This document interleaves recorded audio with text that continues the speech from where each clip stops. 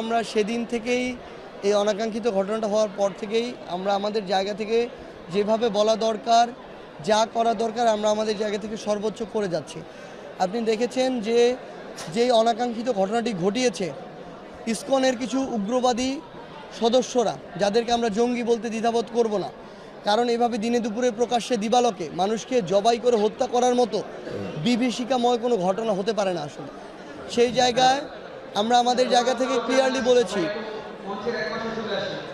যে কেউ যদি আসলে তার জায়গা থেকে যে কোনো ধর্মাবলম্বী হতে পারে, তারা আমাদের ভাই। এই সাম্প্রদায়িক যে সম্প্রীতি এটি বাংলাদেশে থাকবে, কিন্তু কেউ যদি ধর্মকে ব্যবহার করে, সে যেই ধর্মই হোক না কেন, ধর্মকে ব্যবহার করে যদি যে কোনো ধরনের উগ্র সাম্প্রদায়িক কার্যকলাপে লিপ্ত হয়, সেটা ইসকনের মতো কোনো উগ্রবাদী সংগঠন হোক বা অন্য যে কোনো সংগঠন হোক, যে কোনো ধর্মের হোক, তাদের বিরুদ্ধে আমাদের অবস্থান সবসময় সোচ্চার থাকবে।